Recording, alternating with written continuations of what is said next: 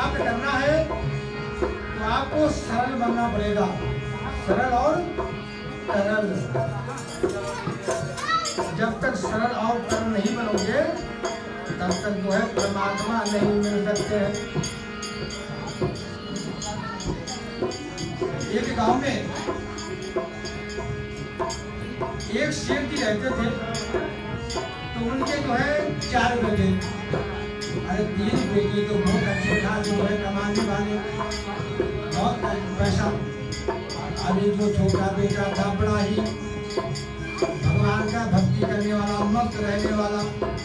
कहते जो मस्त रहेगा, भगवान की भक्ति करेगा तो उसके ऊपर परमात्मा ही कृपा करेंगे। समय जब बीता गया, अब उसमें एक गुण बहुत था, वो खाता बहुत था। जो सारे परिवार मिल करके खाते थे, वो बेचारा अकेला ही खा जाता था। घर वाले बड़े परेशान हैं, उनके माता पिता बड़े परेशान कि जब तक मैं उनको खिलाता हूँ, अब मेरे ना रहने पर इसको कौन खिलाएगा। एक दिन द्वार में बैठे हुए थे, एक जो है वहाँ पर एक महात्मा जी जा रहे थे।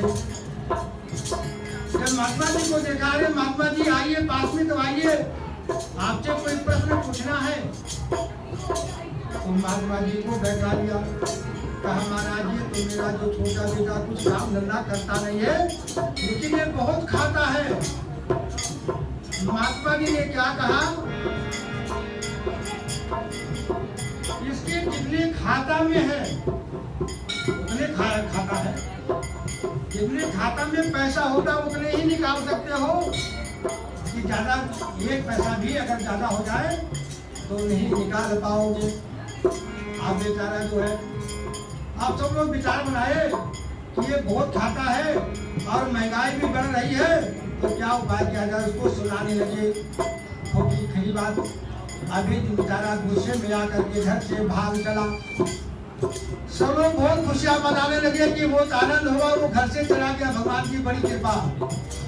लेकिन वो शाम तक गया, कहीं पर वो उसको भोजन नहीं मिला, और फिर मुड़ करके घर में जब पहुंचा, सब लोग देखे, जैसे उसको देखा और सब लोग शोक में डूब गए कि देखो फिर आ गया। दूसरे दिन मन में विचार किया कि अब मैं अब जाऊंगा तो दोबारा भी नहीं आऊंगा। तो घर से वो निकलता है, रास्ते में एक जंगल आ गया। जंगल में एक सुंदर मंदिर था।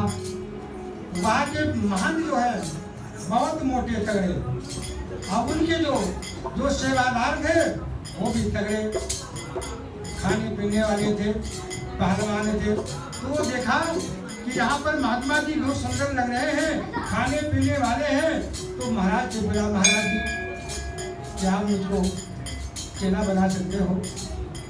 यहाँ तो मैं सुना कि देख रहा हूँ कि बहुत खाने पीने के लिए बहुत सब कुछ है। महात्मा जी ने कहा, हाँ बच्चा ये तो है, जितना मर्जी खाओ, खूब खाओ। अब वो सोचने लगा कि यहाँ पर हम रहने के लिए हमारे लिए बहुत अच्छा सुविधा है। अब बेचारा वहाँ रहने लगा। तो महीने में 2 एकादशी आती है, आती नहीं आती है? अब एकादशी के दिन आया। अब वो बेचारा जो भूखा नहीं रह सकता है, अब सुबह उठा, वो चारों तरफ में देखता है ये सब लोग महात्मा लोग अब जो है माला फेर रहे, भगवान का भजन कर रहे हैं। तो गुरु जी से पूछा, गुरु जी ये बताओ आगे सोना साना क्यों है? ना कोई नाश्ता, ना कुछ ना कुछ। कहा बच्चा आज जो है एकादशी नहीं है। कहीं महाराज अरे कोई दूसरे के लिए कोई एकादशी रखवा देते, मैं तो भूखा हूँ, मैं तो बिना खाए नहीं रह सकता हूँ।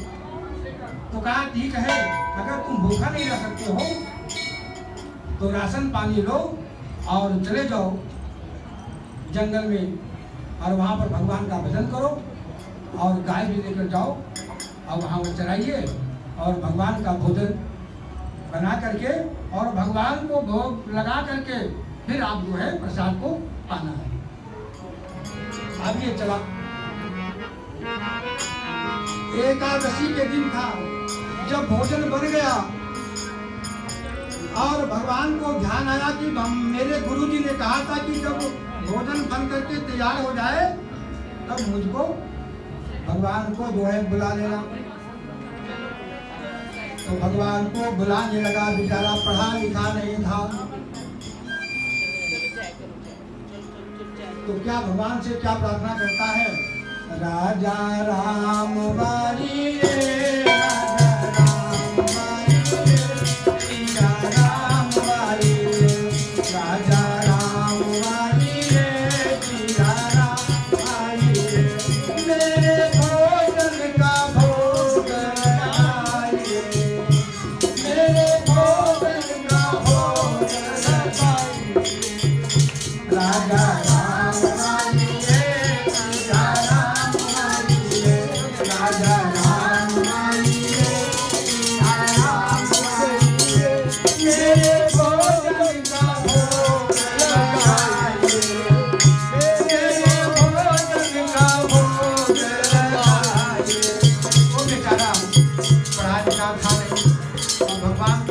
लगा। तो भगवान जब प्रेम के साथ जब बुलाता है तो भगवान चले आते हैं। तो भगवान आए, भगवान को वहां पर आए और माता जानकी जी को साथ में लेकर के आए। अब ये बेचारा एक ही अपने लिए भोजन बनाया था, अपने को देखे, कभी भगवान को देखे, कभी सीता को देखे, कभी रोटी को देखे, एक ही खुराक है। अब यहाँ पर हो गए भैया 3, अब इनको खिला दूंगा तो हमारे लिए बचेगा नहीं। अब वो बड़े परेशान होने लगा। तो राजा राम बारी रे, सीता राम बारी रे, मेरे भोजन का भोग लगाइए, मेरे भोजन का भोग लगाइए, मेरे भोजन का भोग लगाइए।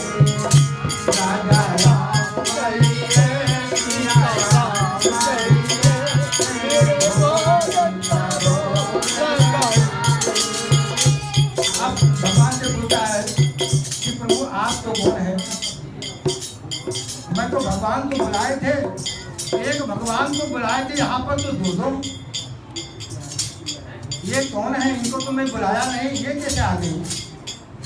कहा मैं तो भगवान हूँ, ये हमारी धर्म पत्नी है, ये जानकी जी है। तो कहा उठी उछल जाएगा, अगर पति है तो पत्नी साथ में आ सकती है, ठीक है। अब भोजन को जो है जो बनाया था वो परमात्मा को खिला दिया। अपना बेचारा कोई बैठे रह गए। अब दूसरे महीने की एकादशी आती है। अब दूसरे महीने की एकादशी आया तो गुरु महाराज से कहा कि महाराज आपको एक भगवान कहते, वहाँ पर तो 2 भगवान है। आपने एक भगवान कहते, वहाँ पर 2 भगवान है। तो कहा कि आपको भोजन नहीं मिला? अरे कहा महाराज कुछ और बढ़ा दो। तो राशन पानी और बढ़ा दिया। अब फिर भोजन बन करके तैयार हो गया तो वहां पर फिर बुलाने लगा, अरे राजा राम आए, राजा राम आइए, अब जानकी और राम को बुलाने लगा। तो में कौन आ गए? राम लक्ष्मण भरत शत्रुघ्न, चारों भैया आ गए, सब विराजमान। और साथ में भी हनुमान जी भी आ गए।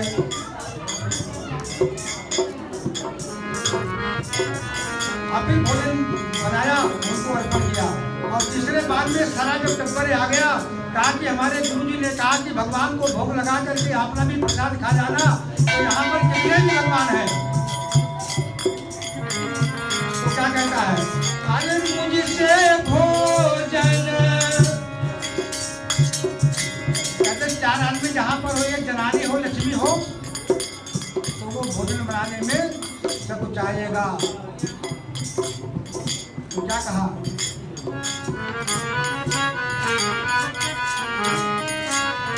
अरे मोसे भोजन अरे बनत ना बनाए, अरे मोसे भोजन बनत ना बनाए, ताकि मुझसे भोजन नहीं बनेगा। कहा फिर कहा कहे आविष्ट देखो, सीता जी को देख लिया ना, तो वहां पर क्या हुआ, ओ भरत जी भंडारा अरे बनाने लगे, अरे भरत जी भंडारा बनाने लगे,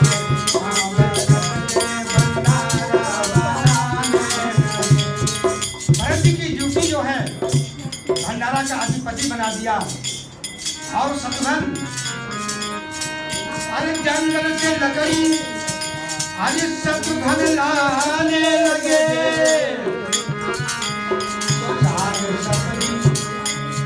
साग सब्जी अमनिया शत्रुघ्न करने लगे। तो भाई सब तैयार है, तो वहां पर कोठा कौन लगाएगा,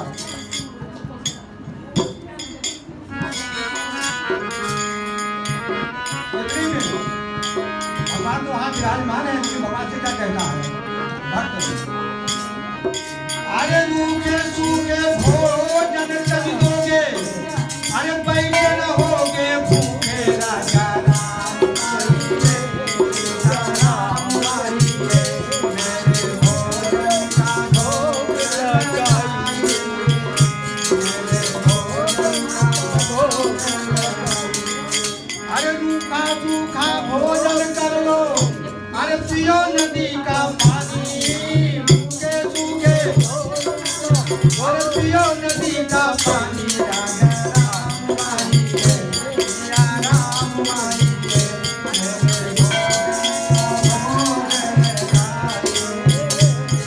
अब वहाँ पर जो सब कुछ सामग्री तैयार है, अब वहाँ पर सफाई करने वाला कौन है, तो की बचा, अरे हनुमान जी महाराज, अरे हनुमान जी महाराज, अरे पूछो से पूछा लगाने लगे, पूछो से पूछा लगाने लगे,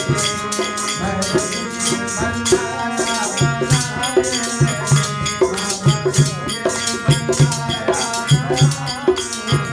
सीता माता रसोई बनाने लगे, सीता माता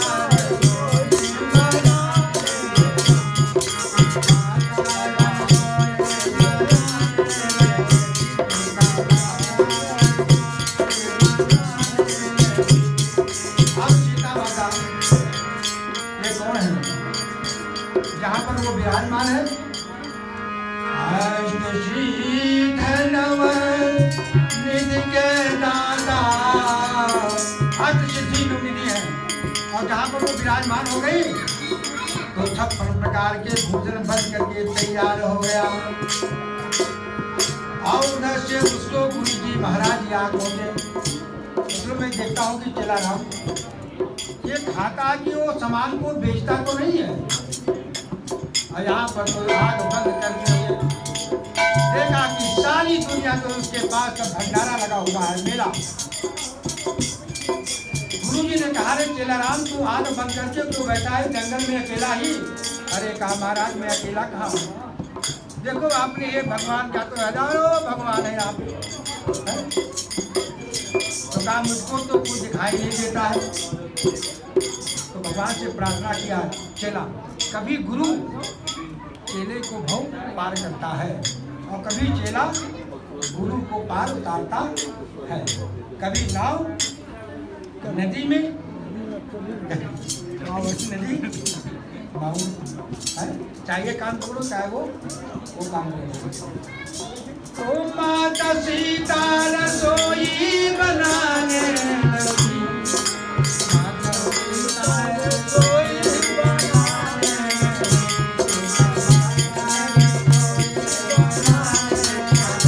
वहाँ पर सब लोग सब प्रकार के भोजन तैयार हो गया।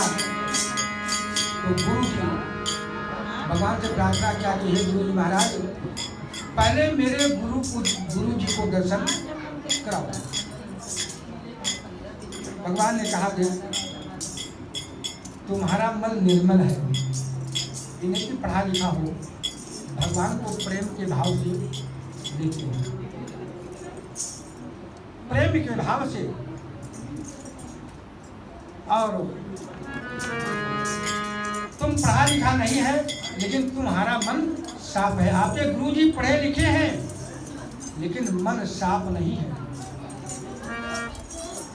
आप सरल हैं, आपका मन तरल भी है। जो सरल जैसे भक्ति करते करते आंखों में आंसू आ जाए,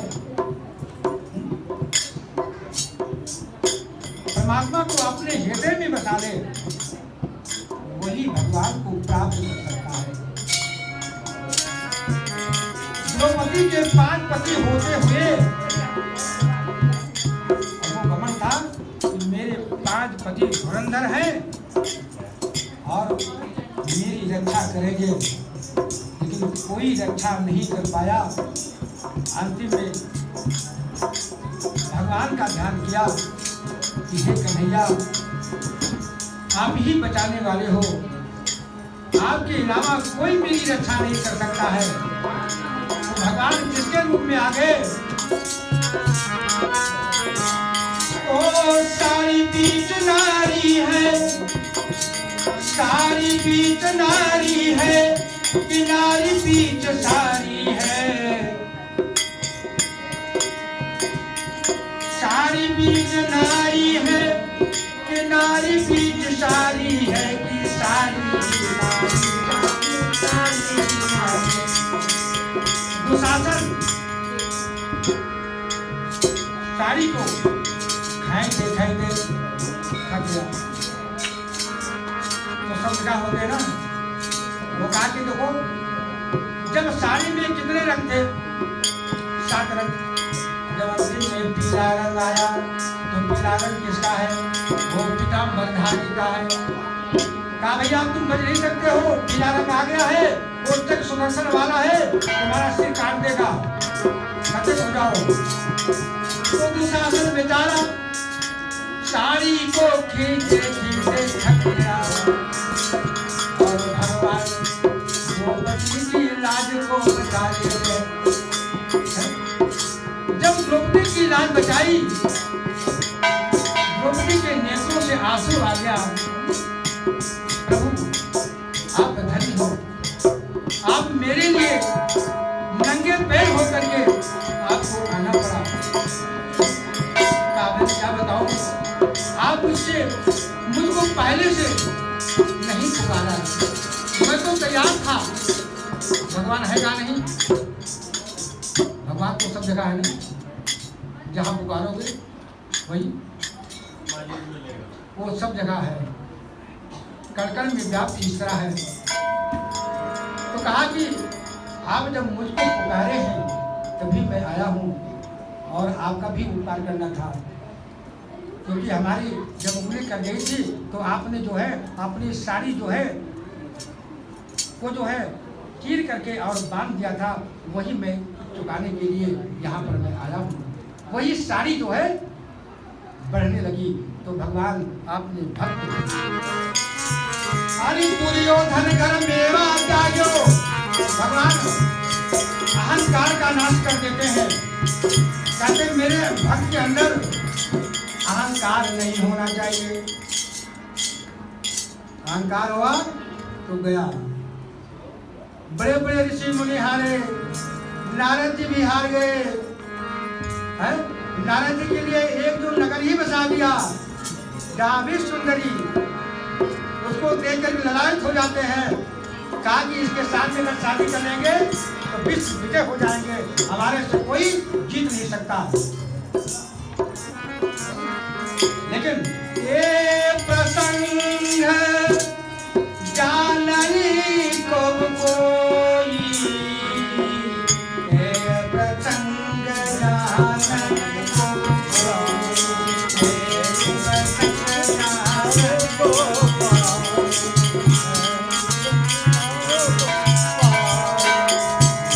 भगवान ने कहा मेरे आप भोजन कर लेना। भगवान ने कहा कि इसको सब कुछ दिया हूँ, ये तो मुझको लालच दे रहा है कि 56 प्रकार के भोजन बना हुआ है और आ करके भोजन कर लेना। और फिर जो अगर बुलाते, अरे प्रभु हमारे यहाँ आ करके और प्रसाद को ग्रहण करो, तो भगवान के मन में कैसा होता कि मेरा भक्त मुझसे कितना प्यार कर रहा है। और घमंड से बोलो, बहन जी आ जाना, नहीं आओगी, अरे बहन जी आप मंदिर में आ जाना, कर हमारे यहाँ कीर्तन है, तो उनका मन भी अगर न हो तो यहाँ पर पहुँच सकती है। तो भगवान दुर्योधन घर में माता दो, अरे साग भी दुर्जन खाओ,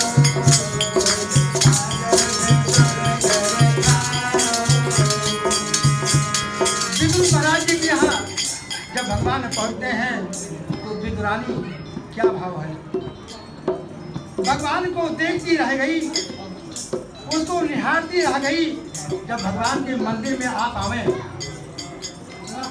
तो एक आंख बंद करके नहीं बैठना चाहिए, सामने जो है दृष्टि, उनको निहारो कि हमारे प्रभु का रूप कैसा है, रंग कैसा है, क्या पहने हैं, क्या लिए हुए हैं, उनके रूप का वर्णन करो।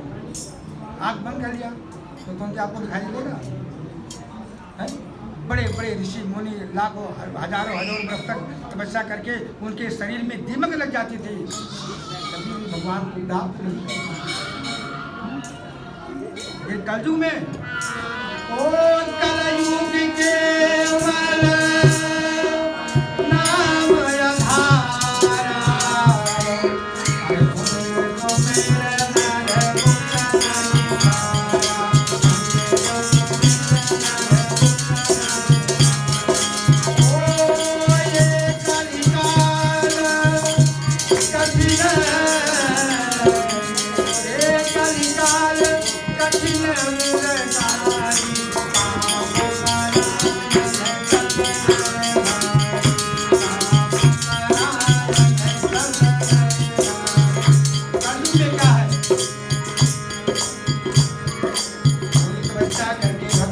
प्राप्त करना चाहता है, कोई माला जप करके भगवान को प्राप्त करना चाहता है, कोई यज्ञ करके भगवान को प्राप्त करना चाहता है, कोई साधना करके भगवान को प्राप्त करना चाहता है, कोई योग करके भगवान को प्राप्त करना चाहता है। लेकिन जब तक आप भजन कीर्तन नहीं करोगे तो बिना सत्संग अरे विवेक न होगी,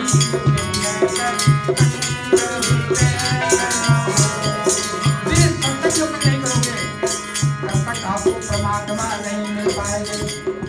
तो विज्ञानी जी के हाथ से वो भगवान को देखती रह गई, शुद्ध भूल गई। जब शुद्ध भूल जाती है